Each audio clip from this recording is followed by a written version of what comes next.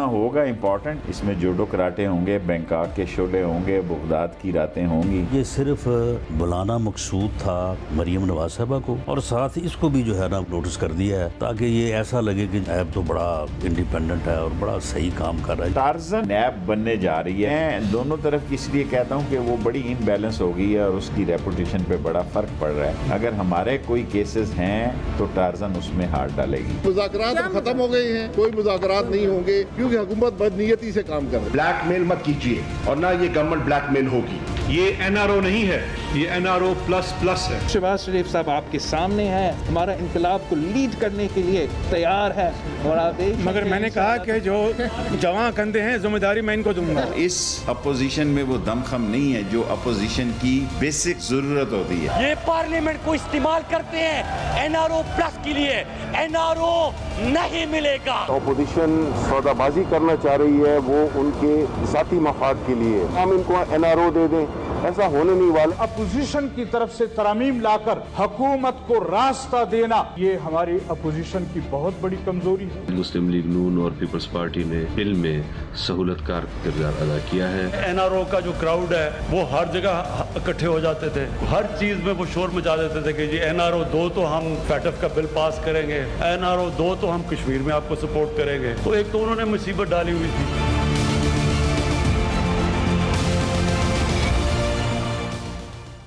अस्सलाम वालेकुम, आप देख रहे हैं ब्रेकिंग पॉइंट। मैं हूं मोहम्मद मालिक। नैब, एनआरओ नैब, जिसकी बात सुने एनआरओ, अपोजिशन कहती है मानते नहीं है, गवर्नमेंट कहती है बार बार मांगते हैं। और आज जब chief prime minister Imran Khan साहब लाहौर में थे, जो रिवर रावी का बहुत बड़ा प्रोजेक्ट 50-60 हज़ार अरब का बकौल उनके जो वो लॉन्च करने गए थे, वहाँ सारी बात करते करते एंड में वो फिर आगे वो भी एनआरओ के ऊपर आ गए। उस पर भी मैं भी बात करूँगा।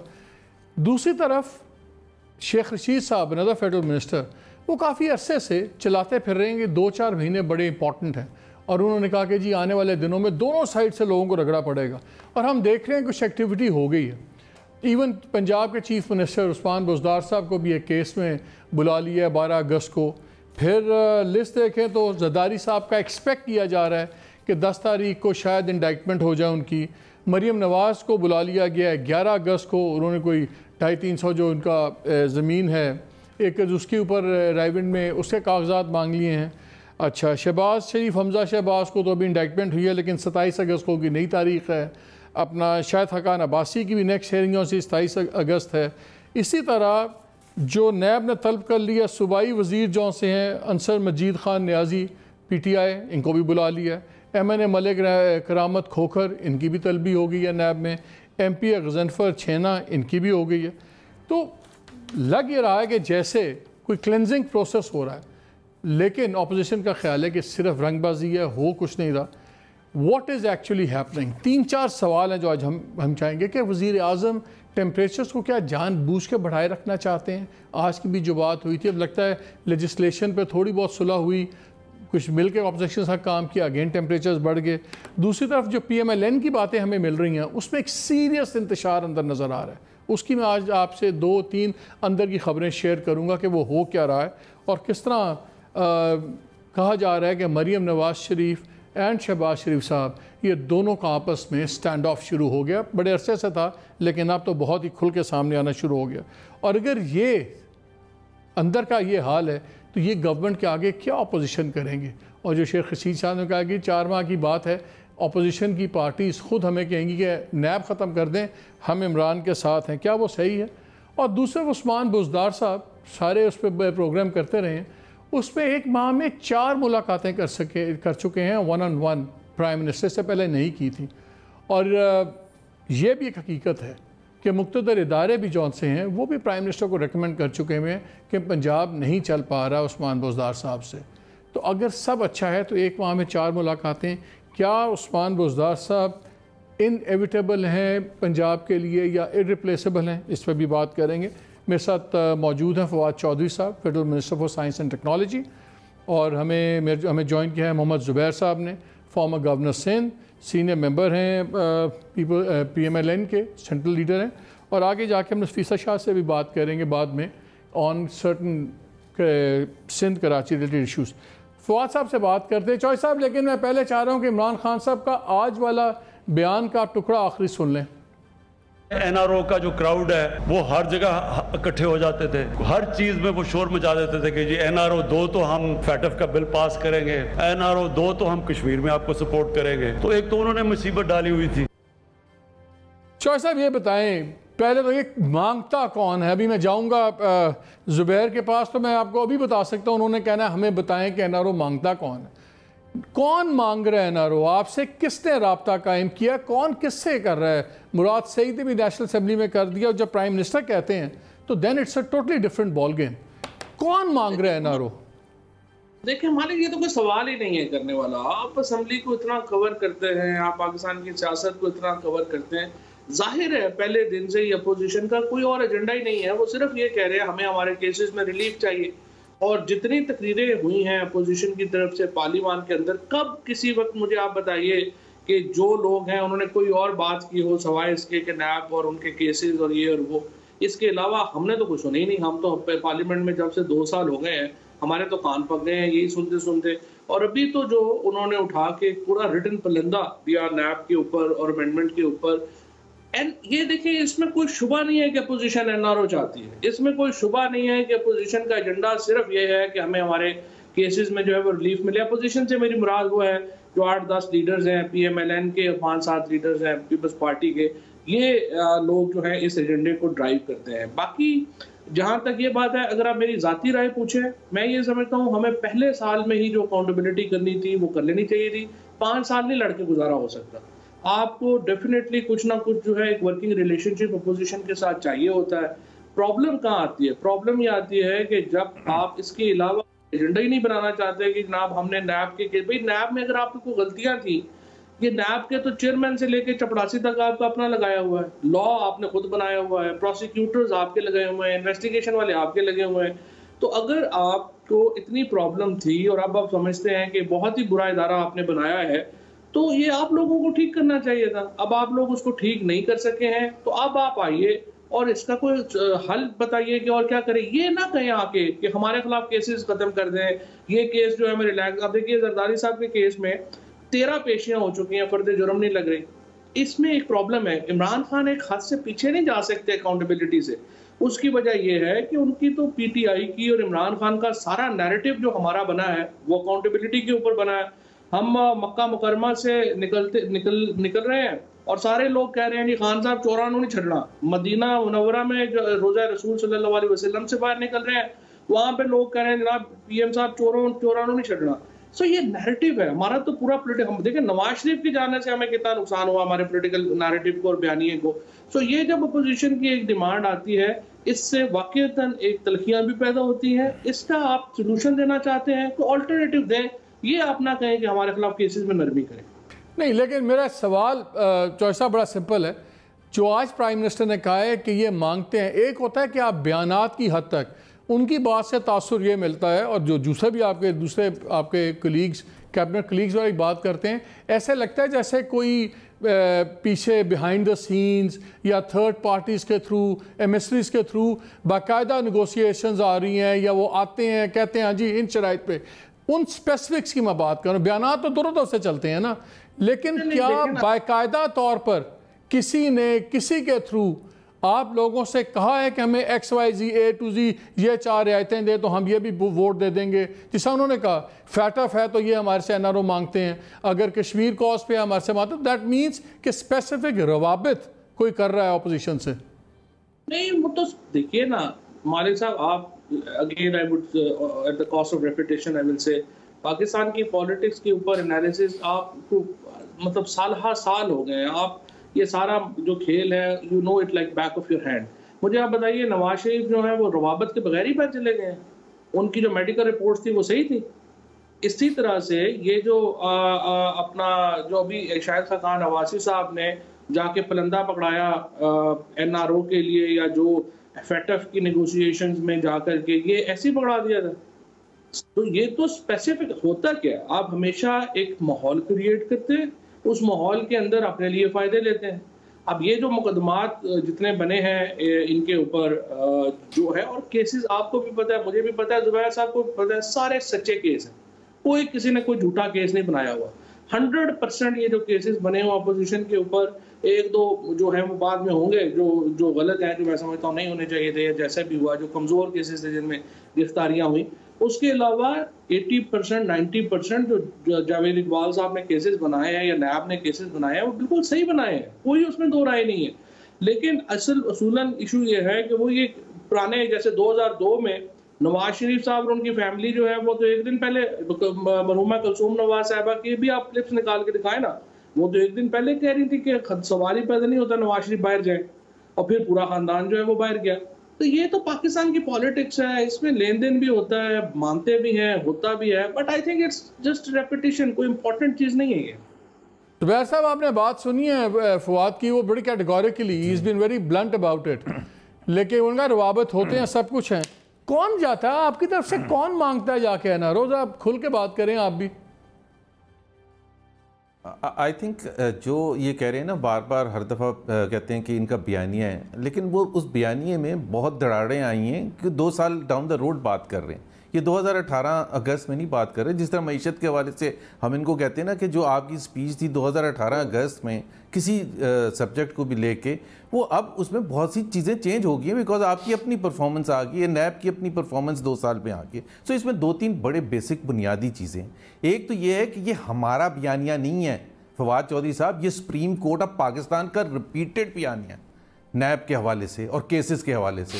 सो I don't know why you ignore that fact. और आपके प्राइम मिनिस्टर, आपके वजीर जो हैं, बजाय कि थोड़ी सी ह्यूमिलिटी आए कि इतनी ज़्यादा आपको शिकस्त हर महीने, हर 10 दिन के बाद कोई जज कमेंट करता है या फैसला सुनाता है और उसमें ये बाकायदा जिक्र करता है पॉलिटिकल इंजीनियरिंग का, सख्त तरीन अल्फाज यूज़ करते हैं कि जी किस तरह से ये सारा अकाउंटेबिलिटी का प्रोसेस ड्राइव हो रहा है। तो आपको तो अभी ये कहते हुए अच्छा भी नहीं लगता कि जी ये इस तरह से वो आते हैं और ये जुबैर, अगर आपसे इफ आई मे इंटरजेक्ट, उसमें तो गवर्नमेंट का स्टांस बड़ा क्लियर है। वो कहते हैं नैब हमारे कंट्रोल में नहीं है, नैब के ये चेयरमैन आपके अपॉइंटेड हैं, सारे बंदे आपके अपॉइंटेड हैं, तो फिर इनसे किस बात का गिला? नहीं, इनसे भाई सुप्रीम कोर्ट जब कहती है the word political engineering, what does that mean?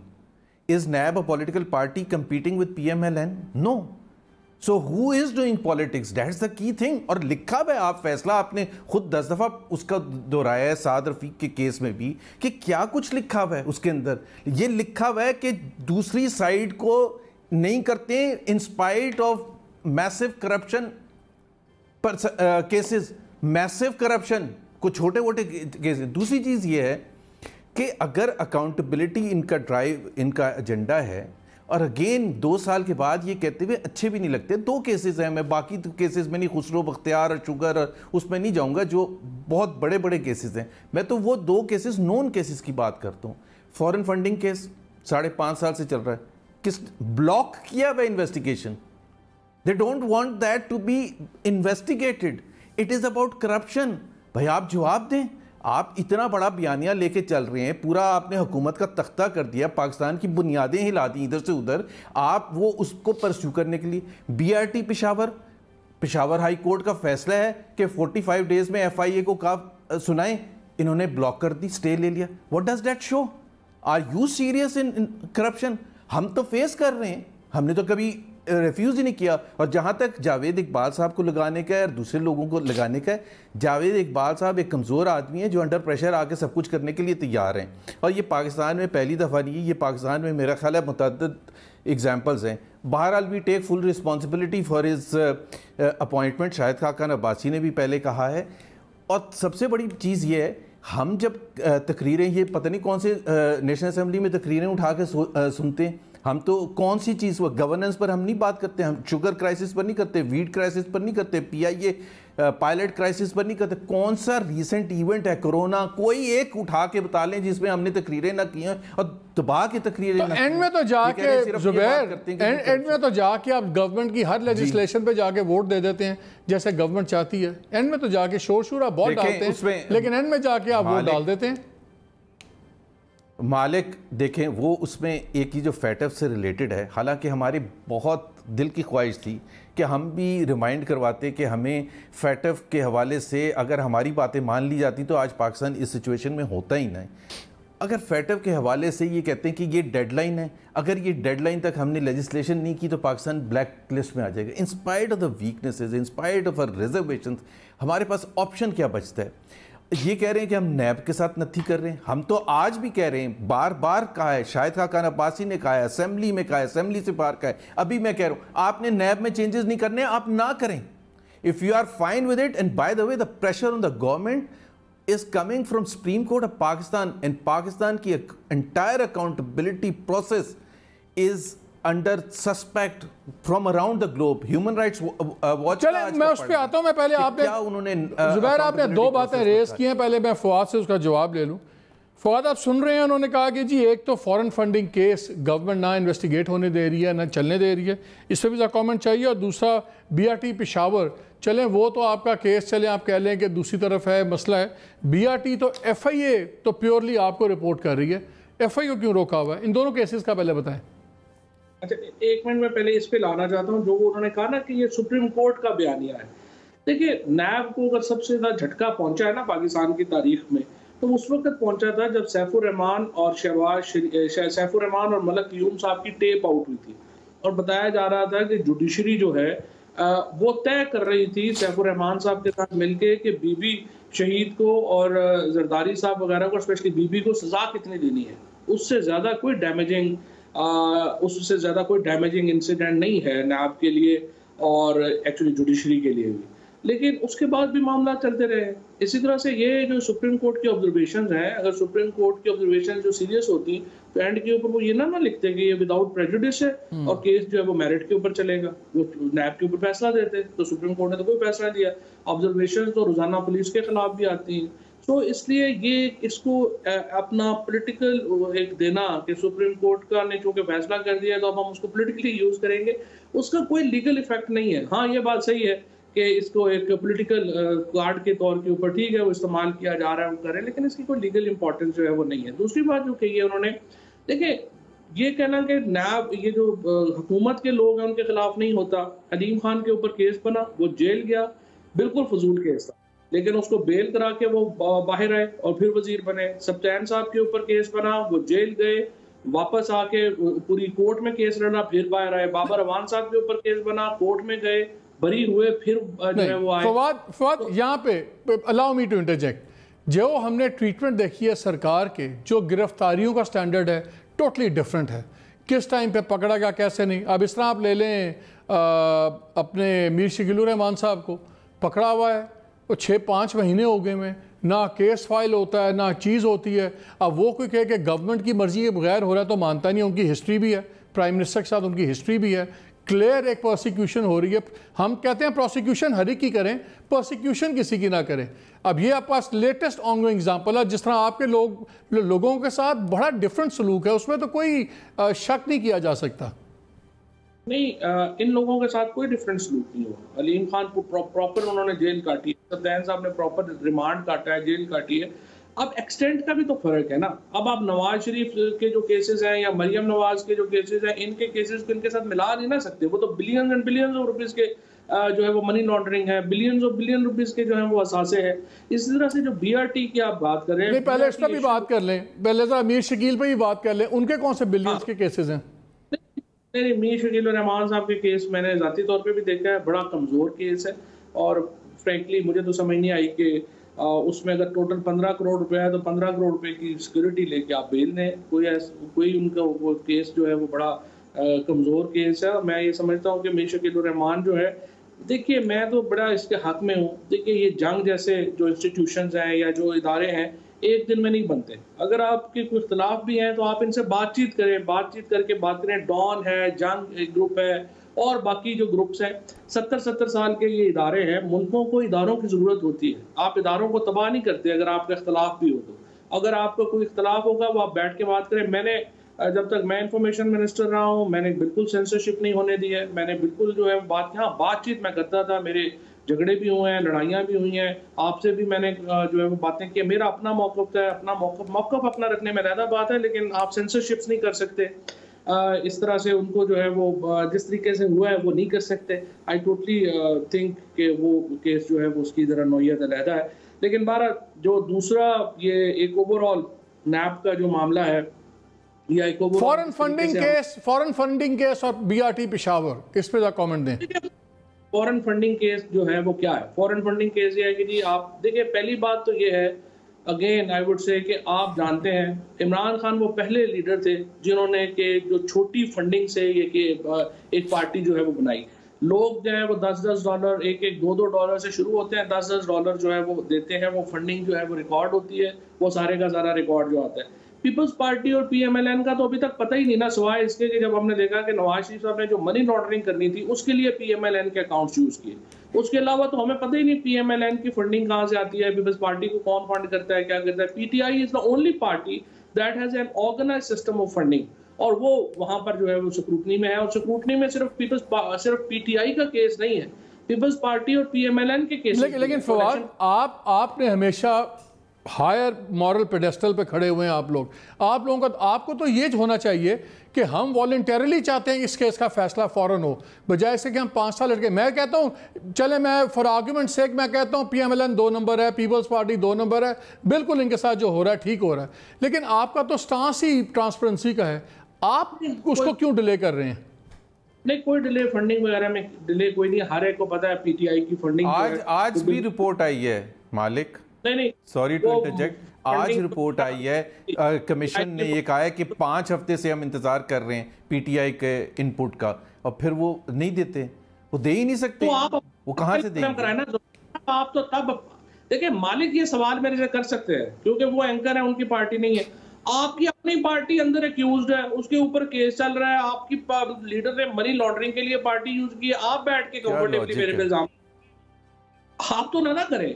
मालिक तो ठीक है और वो ठीक कह रहे हैं कि ये फंडिंग केस होना चाहिए करे, लेकिन आपका आपका कहना ही नहीं बनता। दूसरी बात ये है कि ये जो पीटीआई की जो लोग भी फंडिंग, देखिए इसमें कोई हम इमरान खान के साथ हो, मुखालिफ हो, आपको अच्छे लगते हो, बुरे लगते हो, जो शौकत खानम जैसा इदारा जिस बंदे ने खड़ा किया है, नमल जैसा इदारा जिस बंदे ने खड़ा किया है, ये सारा फंडिंग से किया ना। अगर लोग पाकिस्तान में फंडिंग के लिए ट्रस्ट करते हैं तो वो या ईडी साहब को ट्रस्ट करते थे या अब इमरान खान को ट्रस्ट करते हैं, और तो यहाँ पे है ही नहीं। नवाज बीआरटी पे आप लोगों ने स्टे क्यों लिया कि होने देते इंक्वायरी उस पे एफआईए की?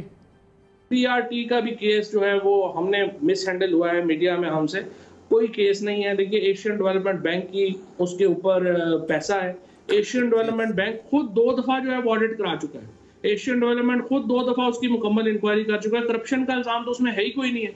तो इसलिए वो जो अब मुकम्मल होने वाला है इंशाल्लाह, मुझे उम्मीद है इस महीने या अगले महीने जो है वो बीआरटी खुल जाएगा, काफी लोगों की उससे मुंह बंद हो जाएंगे। वैसे मैं इस बात के मैंने तो पीएम साहब को भी कहा था कि अपने आप केपी वालों को कहें कि जी इसको खत्म करें, ये तो हर बंदा उठ के हमें बीआरटी के ताने देना शुरू कर देता है, हालांकि ना हमारा कोई लेना है ना देना है, केपी घुमा जाने और वो जाने। तो साहब एक ब्रेक लेनी, but on a lighter note दिल बड़ा कह रहा है कहने के, मेरा ख्याल था कि सिर्फ मुफ्ती मुनीब आपकी बात नहीं सुनते, लगता है कि प्राइम मिनिस्टर भी नहीं सुन रहे। नहीं मेरी सुनते तो हालत क्या सुनते तो क्या होता, मेरी सुनते तो हुकूमत बहुत बेहतर होती। चले इसी नोट पे एक ब्रेक लेते हैं, ब्रेक के बाद आके नाज़रीन इसी पे बात करेंगे और मैंने आपसे कुछ अंदर की इंफॉर्मेशन भी शेयर करनी है। पीएमएलएन के अंदर क्या तोड़ फड़ोड़ हो रही है और उसके ऊपर उसका क्या इम्पैक्ट होगा नेशनल पॉलिटिक्स पे। हमारे साथ रहिएगा।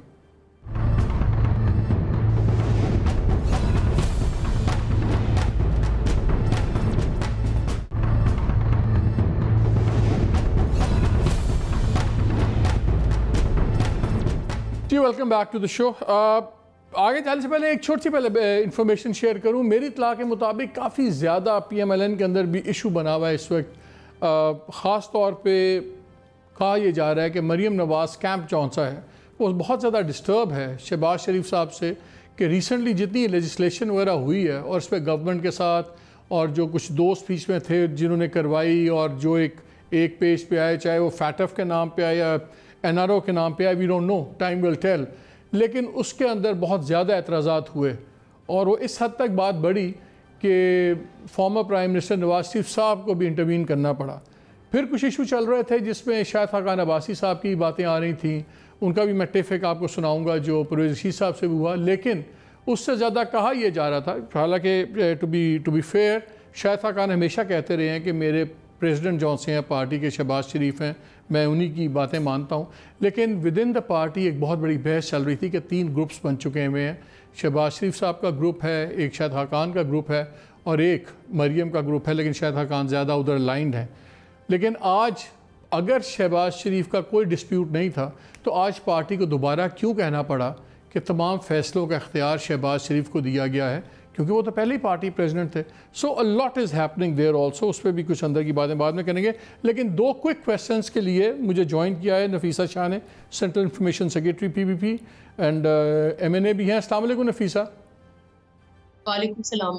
सर सिर्फ 2 क्विक क्वेश्चंस नफीसा, फिर आप जा सकती हैं, अपने काम आप करती रहें। प्राइम मिनिस्टर ने आज फिर कहा है कि जब भी कोई वोट होता है, चाहे कश्मीर का हो, कोई फैटफ हो, व्हाटएवर, तो ये जो सा NRO मांगने आ जाते हैं एंड क्लियर इंडिकेट उन्होंने किया है कि आप लोग बार बार ब्लैकमेलिंग करते हैं PMLN और पीपल्स पार्टी वाले। फवाद भी थे प्रोग्राम में, फवाद ने भी ये कहा कि जी एक ही मंत्रा है अपोजिशन का कि हमारी जान छोड़ दें, सब कुछ कर दें। मुझे ये बताएं कौन मांग रहा है NRO और आप किससे मांग रहे हैं? देखिए बिल्कुल गलत है। हुकूमत वक्त जो है वो NRO तो वही दे रही है, अपने बुजरा को NRO दिया है उन्होंने, जहांगीर तरीन को उन्होंने NRO दिया है, उनको भगाया है। हाल ही में इस जो कुलभूषण भगाओ ऑर्डिनेंस जारी की गई है, ये तो सबसे बड़ा KRO है, कुलभूषण रिकंसिलिएशन ऑर्डिनेंस है।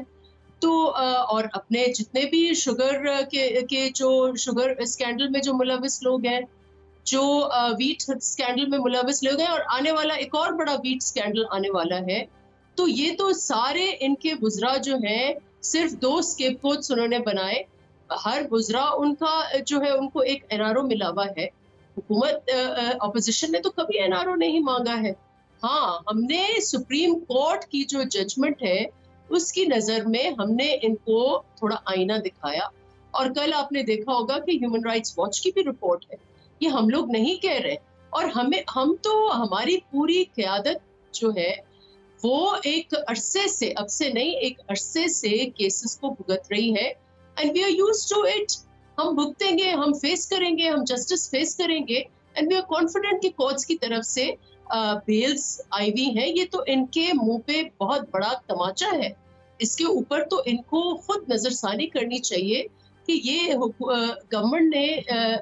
गवर्नमेंट को कोर्ट्स की तरफ से इम्प्लिकेट किया गया है, और बहुत स्ट्रॉन्ग वर्ड्स। लेकिन मुझे बताएं, ये पुरानी बात है, but at the cost of repeating it, ये चेयरमैन नैब आपने लगाया, आपके मुकदमात PML पे आपने बनाए, PMLN वालों ने आप पे मुकदमात बनाए, मुकदमे भी आप लोगों ने बनाए, चेयरमैन नैब भी आपने लगाया, आपकी ऑर्गेनाइजेशन। आप फिर PTI गवर्नमेंट को किस तरह गालियां निकाल सकते हैं आप लोग? देखिए, हम लोग गालियां नहीं निकाल रहे, हम लोग ये कह रहे हैं कि हमारी कई सारी दरखास्तें और कई सारी और दरखास्तें जो हैं इनके ऊपर हैं, तो वो पेशरफ्त क्यों नहीं हो रही? हमारी हाजिरियां तो लगती हैं, एवरी टाइम चेयरमैन कोई स्पीच कर देते हैं जो इनको बुरी लगती है तो एक नैब का कॉल अप नोटिस आ जाता है। खान साहब का अपना ये एक बहुत बड़ा, मैं आपको स्टोरी दे रही हूँ, आप इसको इन्वेस्टिगेट करें कि खान साहब का हेलीकॉप्टर केस कहाँ चला गया। उसमें तो हाजिरियां लगती नहीं उनकी, वो कहाँ चला गया, वो क्यों बैक बर्नर में? फॉरेन फंडिंग केस जो है वो कहाँ चला गया, कितने 6 साल। अच्छा, वैसे मैं आपको एक बात बताऊं, फिर मैं आपसे इजाजत लूंगा। मेरी जो इन्फॉर्मेशन है वो हेलीकॉप्टर केस बड़ा ही कमजोर केस है, बड़ा ही, it's a very weak case, what I have heard about it. तो ये तोशाखाना कोई वीक, क्या स्ट्रॉन्ग केस है तोशाखाना? तोशाखाना क्या है? तोशाखाना लॉ अलाउस कि अगर आप वो रकम जितना उसका खर्चा है अगर वो डिपॉजिट करते हैं कौमी खजाने में तो आप वो चीज ले सकते हैं। तो खान साहब ने कितने मर्तबा कितना वैसे वो चले वो तो ठीक है नफीसा, बट आई थिंक वैसे ये तोशाखाने वाला केस बड़ा बैड टेस्ट में है जब मुल्क के वजीर आजम और सदूर जो हैं वो BMWs उठा लें, या एक प्राइम मिनिस्टर बगैर बताए हुए प्रेसिडेंट अर्दोआन ने जो हार दिया हो वो अपनी बेगम को दे दें, तो ये बड़ा बैड टेस्ट होता है। I think it's not about the money, it's about the perception also. But anyway, मैंने आपका नैब के ऊपर क्वेश्चंस ले लिए। Thank you so much for joining us. Fawad साहब, वैसे बात बार बार वहीं आती, सारे कहते हैं दसो तो सही किन्ने मंगे है? मैं एक नैब के बारे में क्लैरिफाई कर दूं मालिक। जी जुबैर, कर लें। फवाद की आवाज़ नहीं आ रही मुझे। देखें ये एक सेकेंड। जी नहीं, मैं ये सिर्फ ये कह रहा था कि नफीसा शाह का सिर्फ आप एटीट्यूड देखें कि जिस तरह से उन्होंने कहा कि तोशा खाना का केस क्या केस है। आई मीन इससे ज़्यादा मज़हक का खेज कोई बात हो सकती है कि मुल्क का सदर और वज़ीर आज़म दोस्त मुल्क के लोगों से जो है वो गाड़ियाँ मांगता फिरे और फिर उसके बाद उसके लाख रुपया दे के आप मर्सिडीज घर ले जाएं। आई मीन इसकी ये जो पॉलिटिक्स की हुई है ना, एक बिल्कुल एक ढिटाई की पॉलिटिक्स, जिसमें आपको याद है अपने हमारे जतोई साहब बड़े मशहूर उनका स्टेटमेंट था कि करप्शन अब हमारा भी हक है, ये तो नहीं कि सारी दूसरी करते जाए। This is the kind of level जहाँ पे पाकिस्तान चला गया था। अच्छा फवाद, मुझे एक बात तो बताएं, ये जो बुजदार साहब हैं वो बूज का केस उन पे बन गया है।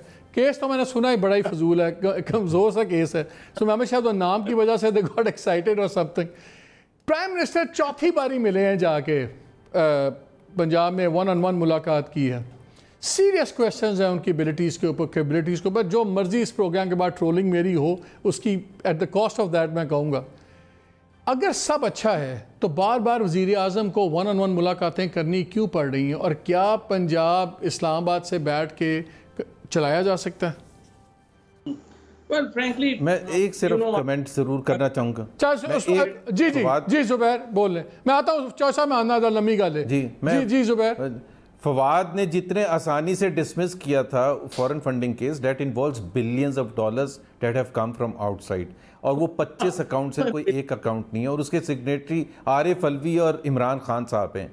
तो ये अपनी दफ़ा तो इतने आसानी से डिसमिस कर देते हैं कि जी वो देखें वो अच्छे आदमी हैं, और इस वजह से वो उनका इन्वेस्टिगेशन नहीं होना चाहिए। There has to be standard, they must come good them. चलो मिलियंस ऑफ डॉलर्स कर लो, चलो मिलियंस कर लें। आप जवाब दे, आप बता दें कितने हैं, आप बता दें, आप प्रेस कॉन्फ्रेंस कर दें, आप प्रेस कॉन्फ्रेंस करके बता दें, और कुछ ना जाएं, आप आगे ना जाएं, प्रेस कॉन्फ्रेंस। और बाय द वे आज ही रिपोर्ट आई है 5 हफ्ते से। दूसरी बात ये, जहां तक बुज़दार साहब की बात है, देखें मालिक हमारे से पूछेंगे, we love Usman Buzdar for his incompetence, for his lack of capacity, for his unprofessionalism, for all the wrong reasons हैं। तो उससे अच्छा कोई चीफ मिनिस्टर कोई मिल ही नहीं सकता था। जब तक वो रहेंगे हमारी भी छितरौल रहेगी, आप भी मजाक उड़ाते रहेंगे, फवाद चौधरी भी दबे लफ्ज़ों में उनको क्रिटिसाइज करते रहेंगे। तो हमारे लिए तो हम तो चाहते ही नहीं Usman Buzdar. But let me just make a statement, have you ever seen Imran Khan the prime minister of Pakistan talking about competence of Usman Buzdar? आज तक उन्होंने ये नहीं कहा कि वो बड़े कॉम्पिटेंट आदमी। उन्होंने कहा जी उनका बैकग्राउंड देखें, बड़ी ह्यूमिलिटी वाले आदमी हैं, हाथ जब मिलाते हैं तो मुंह टेढ़ा नहीं करते हैं। अगर ये chief executive officer of 12 crore people का ये क्राइटेरिया है, तो मेरे ख्याल है ऐसे तो लाखों करोड़ों लोग मिल जाएंगे। अच्छा चौधरी साहब बताएं ना जरा पोजीशन से उठा के, अब जरा बुज़दार साहब पे चौधरी साहब से पूछते हैं ना, चौधरी साहब is very blunt about it. क्या पंजाब ठीक चल रहा है? और अगर चौधरी साहब ठीक चल रहा है तो फिर बार बार वज़ीर आज़म को क्यों उनको डिफेंड करना पड़ता है? और ये एक महीने में 4 1-on-1 मुलाकातें इंक्लूडिंग टुडे, ये कोई मामूली बात तो नहीं है। पहले मैं उस पर आना चाहता हूँ। फ्रैंकली मैं I am not a great fan of Buzdar साहब एंड यू नो दैट, लेकिन जो आज उनको नोटिस जो मिला है ना, वो बड़ा मज़ाका खेज है। और उसका सवाए इसके आगे हम शकील साहब के केस की बात कर रहे थे ना, ये जो पर्टिकुलर केस है जिसपे मैं देख रहा था बुज़दार साहब को नोटिस मिला है, इसका सवाए इसके कोई और मकसद ही नहीं है कि आप चीफ मिनिस्टर ऑफिस की और चीफ मिनिस्टर की तौहीन कर सकें। कि देखिए जी आपने शराब का लाइसेंस दे दिया, अब वो बताता है। फिर एक तो पंजाब में हमने माहौल भी अजीबोगरीब कर दिया है, स्पीकर साहब ने भी और हमारे ये तो नहीं हुआ, ये तो नहीं हुआ फवाद के हमें पता है कि कुछ अच्छे नेशनल इदारे भी इतने कोई फ़ैन नहीं है बुज़दार साहब के, कहीं ये मैसेज तो नहीं आपकी गवर्नमेंट को आ रहा कि भैया समझ जाएं काफ़ी हो गया? well, ये तो मैं नहीं कह सकता, ना मुझे पता है, लेकिन इशू ये है कि जो नोटिस इशू हुआ है वो बड़ा मज़ाका खेज है, और इस तरह के नोटिस इदारों को नहीं करने चाहिए, क्योंकि इसका देखिए बड़ा नुकसान होता है। इसका नुकसान ये होगा तो authority of the office of the chief minister बड़ी रूड होती है। फिर जब आपने पॉलिसी मेकिंग या पॉलिसी डिसीजन है, पहले ही पाकिस्तान में आप मिन्नतें तरले कर ले, लोग बाहर से पैसे यहाँ पे नहीं लाते हैं, और इन्वेस्टर्स जो है वो वैसे ही डरे होते हैं कि कहाँ इधर पाकिस्तान में हम लगा दें पैसे, पता नहीं हमारे साथ क्या बनेगा। फिर जब इस तरह के आप नोटिस देते हैं उससे और माहौल जो है वो ख़राब होता है। तो मेरा ख्याल है कि इस पे हमें थोड़ा बहुत अपने मुल्क का भी तो थोड़ा सोचना चाहिए, जिसकी वजह से सारी सबकी जो है वो बहारें लगी हुई हैं। मुल्क का थोड़ा गौर करें और देखिए हमारे बच्चों का आगे फ्यूचर है। इस तरह से आप कैजुअली नहीं कर सकते। लेकिन जिस तरह पंजाब चल रहा है या नहीं चल रहा, क्या ये टेनेबल है पॉलिटिकली? क्या पॉलिटिकली जिस तरह इस वक्त पंजाब है, अगर आज इलेक्शंस हों तो आप जीत पाएंगे? देखिए उसमें मेरे व्यूज बड़े क्लियर हैं, कई दफा बात हो चुकी है। अब आप इस तरह की बातें करके मुझे फारग मुकम्मल कराना चाहते हैं तो आप अपनी साजिश जो है वो रखें। मैं ही आपका अच्छा वाकफ हूँ इस कैबिनेट में, मेरे से कोई नहीं है। हम चाहते हैं आप महफूज रहें, मुझे ब्रेक लेना, ब्रेक के बाद आगे फिर कंक्लूजन की तरफ जाएंगे। स्टे विद अस।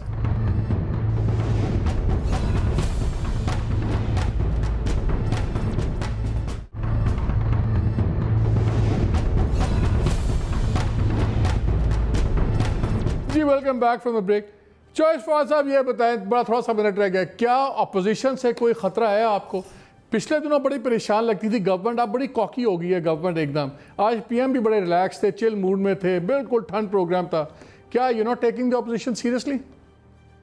देखिए मेरा ये ख्याल है कि इस वक्त अपोजिशन कोई बड़ा खतरा नहीं है और सीरियसली मैं आपको पता है बहुत ज़्यादा वो हकायक से हट के बात नहीं करता, कोशिश करता हूँ कि करीब रहूँ सच के।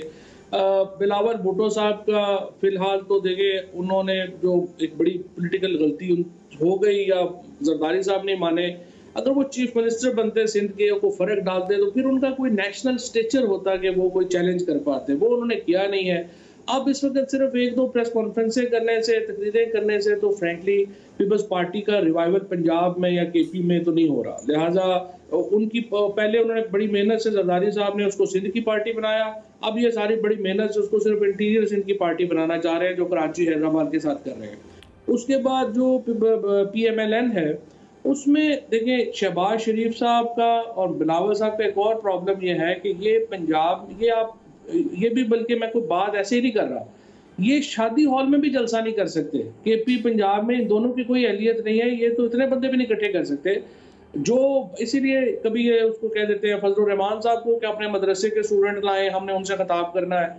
और इसलिए और आप पॉलिटिक्स करते हैं अपनी स्ट्रेंथ के ऊपर, लेट के थोड़ी पॉलिटिक्स होती है। लेकिन फाद मुझे एक बात बताएं, क्या ये कोइंसिडेंस है कि जो बंदा बोलता है एक खास एंगल से नैब उसके पीछे पड़ जाती है? चौधरी बरादरान ने कुछ परपुर्जे निकाले और फ्लर्ट किया PMLN के साथ, तो वो उन पे भी 10 साल पुराना केस खुल गया, चौधरी परवेज़ पे, चौधरी शुजात साहब दोनों पे। मोनस आज पेशियाँ भुगत के आ रहे हैं। ये भी नज़र आ रहा है कि क्लियर ये पैटर्न्स हैं। क्या ये इतना सब कुछ कोइंसिडेंटली हो रहा है? देखिए बात यह है कि पाकिस्तान की पॉलिटिक्स की एक हिस्ट्री तो रही है इस तरह की और इसमें ये सारी चीज़ें भी होती हैं, लेकिन ये सारी चीज़ें अगर आपके साथ लोग हो ना और लोगों को आपने साबित किया हो कि हम आपके साथ खड़े हैं और लोग आपके साथ खड़े हो, फिर ये चीज़ें नहीं होती। अनपॉपुलर लीडरशिप के खिलाफ कोई भी जो है वो कर लेता है, पॉपुलर लीडरशिप के खिलाफ ये चीज़ें जो है वो नहीं हो सकती। जुबैर आई कैन अंडरस्टैंड जो चौधरी साहब का चिल्ड प्रोग्राम चल रहा है, आपका अभी बयान चला अपना अब्बासी साहब का, उनका इंटरव्यू उनका ईद पे रिकॉर्ड हुआ था जिसमें उन्होंने कहा कि जी परवेज़ रशीद साहब को इस्तीफ़ा दे देना चाहिए था, लेकिन उन्होंने वोट क्यों नहीं दिया जब ये chief of the army staff का एक्सटेंशन का वोट था। उन्होंने कहा जी वोट मलकियत होता है। जब परवेज़ रशीद साहब से पूछा गया तो उन्होंने कहा कि जी मैं उनकी बात एक कान से सुनी, दूसरे कान से उड़ा दी। ये दो सीनियर मोस्ट आदमी हैं, एक कॉन्फिडेंट हैं नवाज शरीफ साहब के, दूसरे भी थे एक्स प्राइम मिनिस्टर भी हैं। लेकिन इंपॉर्टेंट बात यह है कि परवेज़ रशीद साहब को गिना जाता है हमेशा very close Maryam Nawaz camp में, और वो उनको उस्ताद मोहतरम भी शायद कहती हैं। आपकी पार्टी के अंदर तो ये हालत हुई हुई है स्प्लिट की, तो फिर वो सही कहते हैं शेख रशीद साहब के जी ये आप देखिएगा 4 महीने में ये कहेंगे बस नैब ख़त्म करा दें और हम इमरान खान के साथ हैं। आपकी तो अपनी पार्टी के अंदर बहुत रिफ्ट्स हो गई हैं। देखें बिल्कुल विद इन द पार्टी होते हैं, इश्यूज होते हैं और डिफरेंस ऑफ ओपिनियन भी होते हैं और स्ट्रेटजाइज कैसे करना है, कैसे आगे लेके जाना है पार्टी को, और अपोजिशन कितनी स्ट्रॉन्ग करनी है, किस हद तक करनी है, बिल्कुल ओपिनियंस होते हैं। लेकिन ये जब कहते हैं कि जी पब्लिक सपोर्ट, तो मैं कहूँगा फवाद चौधरी साहब मैं आपको भिजवा दूँगा मरीम नवाज़ का इसी दौरान पिछले साल जब वो पूरे पंजाब में जा रही थी, 4 बजे कोई रुकता नहीं है बगैर, और जबकि कंप्लीट क्लैम्प डाउन लगा मीडिया का।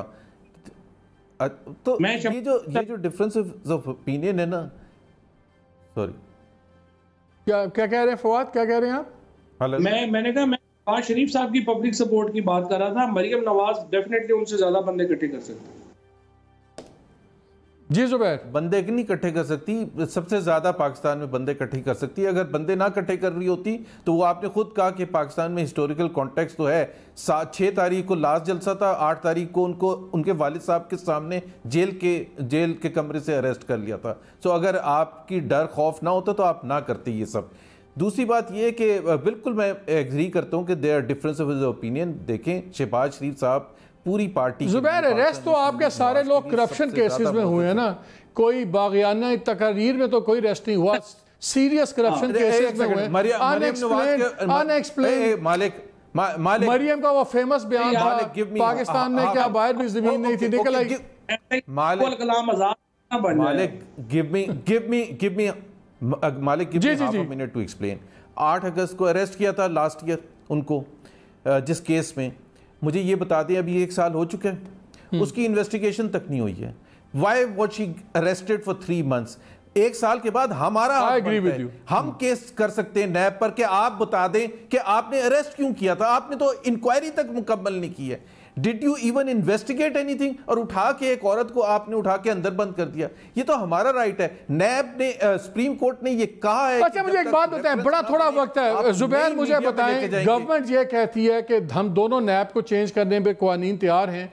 गवर्नमेंट कहती है कि आप लोग कहते हैं कि 99 से पीछे ना जाएं, आप चले जाएं 99 से पीछे, आपको क्या प्रॉब्लम है? आप क्यों 99 पे रुकना चाहते हैं? एक सेकंड, ओ भाई 90 बिकॉज दुनिया में कोई एक मुल्क बताते हैं महजब सोसाइटी जिसमें स्टैट्यूट ऑफ लिमिटेशन ना हो। 20 साल का कह रहे हैं स्टैट्यूट ऑफ लिमिटेशन छोड़े। अच्छा क्या आप लोग 40 तक जाएंगे? तो आपको क्या करें? जाने दें, अगर चले जाते हैं जाने दें। अगर यही गवर्नमेंट उसको अड़ी हुई है तो जाने दें। गवर्नमेंट कहती है कि आप लोग चाहते नहीं कि आपकी और पीपल्स पार्टी वालों की गवर्नमेंट्स की यार एक तो हमारी जो हुकूमत है ना, वो ट्राइबल इलाकों से उठ के आई है, जिनको कोई दुनिया के महजब रूल ऑफ लॉ का नहीं पता। मुझे एक मुल्क बताते ना, Sweden, Germany, UK, Canada, India, Sri Lanka, एक मुल्क बताते हैं जिसमें लिमिटेशन ना हो टाइम की।